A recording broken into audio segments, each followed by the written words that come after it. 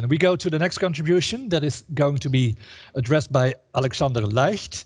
He is the chief of the Education for Sustainable Development section at UNESCO headquarters, and he will do his contribution online. Please. Thank you very much. I'm very happy to be here. Welcome to everyone, and I'm very happy to speak on behalf of UNESCO. As you know, among the UN agencies, it's the lead agency on education for sustainable development, and we have over the years worked with the Dutch government and with UNECE and many other partners to promote ESD globally, and also promoting very much the whole school approach. I think I understand we're running a bit behind time, and in any case, I was not planning really to present a big new concept on the whole school approach. My idea was really to basically remind ourselves and remind you, why are we investing so much into the whole school approach? Why is it such an important, basically pedagogical instrument to drive education for sustainable development forward?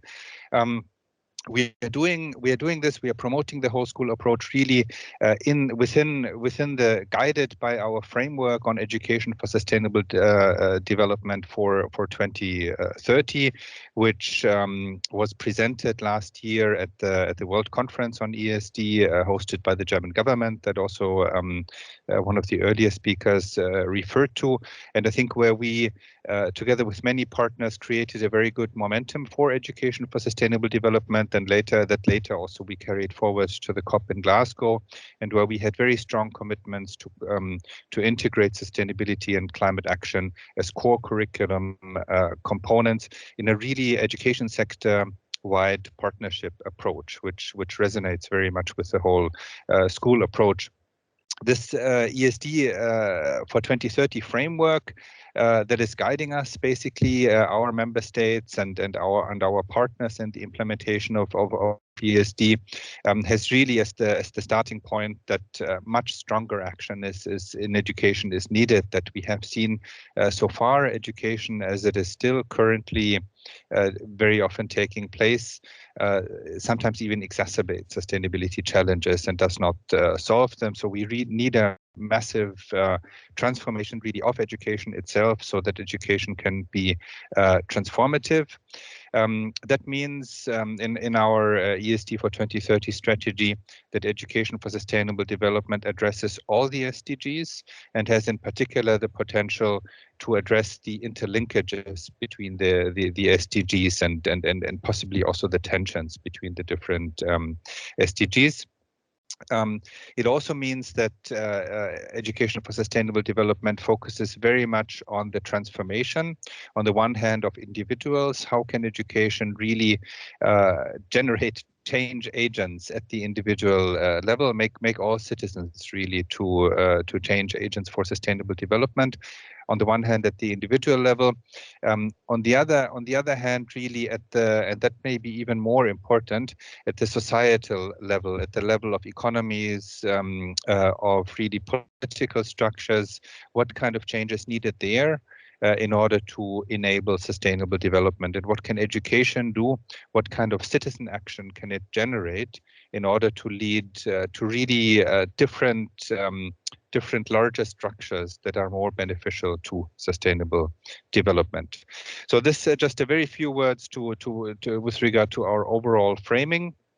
We're implementing this framework in 5 action areas, and one of these action areas is the whole school approach, really, because we felt, and all our member states with whom we consulted in developing this framework really felt that the whole school approach, and very similar to what was said with regard to the UNECE strategy, is really one key instrument to drive educational change. The whole school approach really enacts the transformation of education where it matters at the level of the education institution.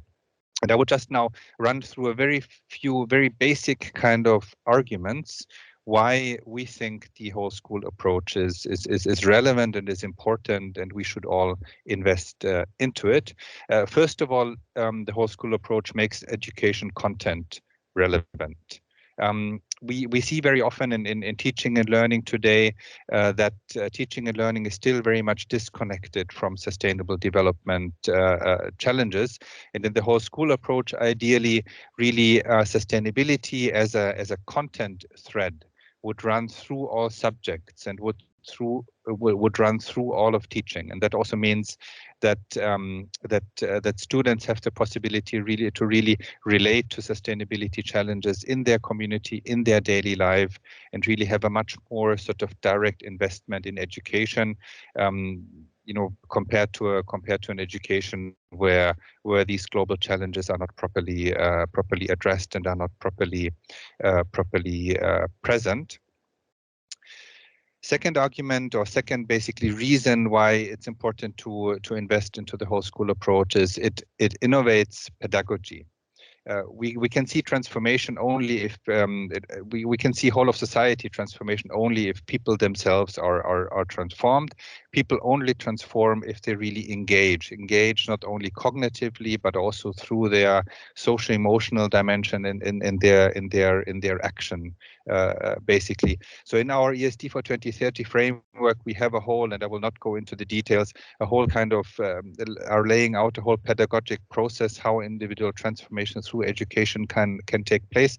And the main element of this is really the sort of the immersion in reality, into reality, to move away from some kind of more abstract education into really sort of project-based learning, experiential learning, collaborative learning that really then has a direct relation to action in the community and beyond the community. And this is, of course, at the school level, in the spirit of within the framework of a whole school approach, can be implemented very well. And that is sort of the second argument why the whole school approach is important. The third argument, the whole school approach lets learners live what they learn. So in the daily school environment, learners sort of live the sustainability competencies, the sustainability skills that we want them to acquire. The idea, of course, is that the whole school environment is designed in line with principles of sustainable development, then that really allows students to go beyond kind of cognitive learning and really address the socio-emotional dimension as well. This, of course, and I'm sure during the whole conference there will be a lot of ways to address the concrete steps. Of course, this could start with something as simple as a school garden, really, but of course, ideally, it would go beyond that. It would address sort of the whole way the campus and the buildings are designed as a kind of experiential space for sustainability.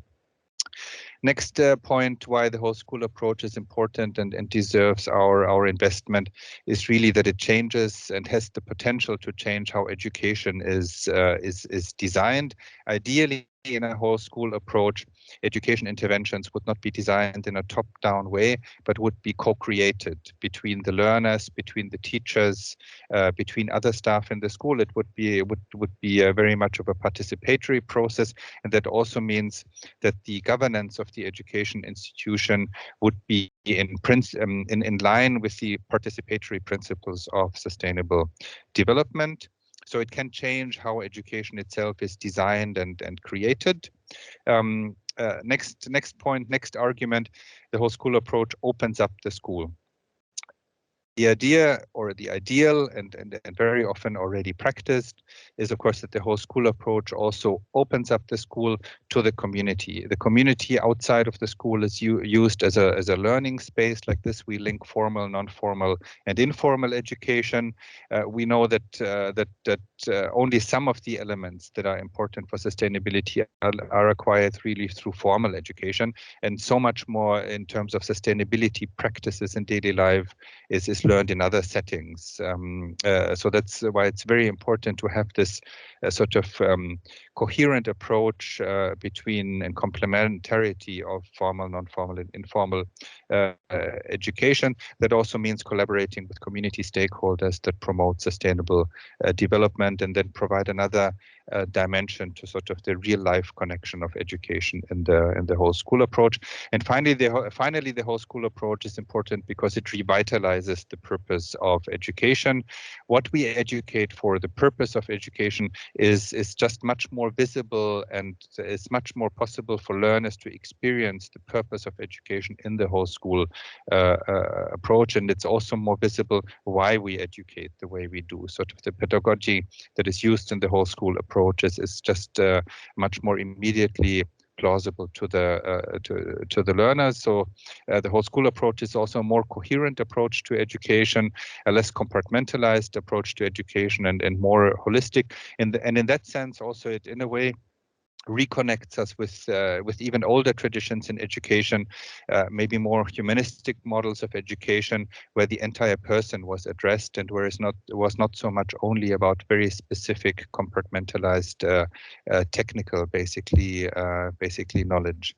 Now, all of this, of course, may seem utopian when we compare it with the realities of our schools today, and this is despite, of course, the many good practices that are starting to implement the whole school approach, and that will be reviewed. But the beauty of the whole school approach is also that everyone can start small, can start with a few elements across the school, and then of course also with the relevant and necessary political and financial support, it can grow into something more fundamental, more radical, more far-reaching, more transformational. So this was just my quick run through, also sort of conscious of time, of sort of our main arguments why it's so important to invest in the whole school approach. We ourselves from UNESCO will also, together with our partners, take this work forward. And one very specific initiative we are planning this year is that we will convene at the global level all the different sustainability school schemes, all the different accreditation schemes that exist at the national levels, and that also sometimes regional and global levels. We want to convene them and identify and define together with them a common core of their approaches, and with the help of this identified common core, we will then approach our member states and really invite them to mobilize as many schools as possible under their jurisdiction to implement the whole school approach, using as a mechanism some of these existing accreditation schemes. One thing that we also think still needs to be done, and we are sometimes struggling with it, and that also maybe just as a kind of thought to give you as you enter the conference discussions.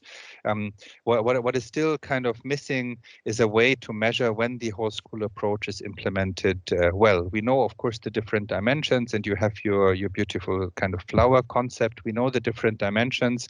We know roughly what progress in these different dimensions looks like, but we have no real hard criteria and hard measurable criteria. What does it mean? Is a school garden enough? No, but what else is needed? How far do I have to go in order to count as a fully implemented whole school approach? So this issue of kind of progress measurement is also a very, very important one that we want to invest in, and where we would also be very, very keen to receive inputs and insights from all partner organizations. So with this, I just remains for me to thank you very much for your attention. And to wish you a very, very good conference. I'm very sorry to be not able to be there, but we have learned over the last 2 years that at least you can still remotely contribute. So and I thank the organizers, of course, for giving UNESCO this opportunity. Thank you very much, and I hand over back to the moderator. Thank you. Thanks, Alexander. Yes, thank you.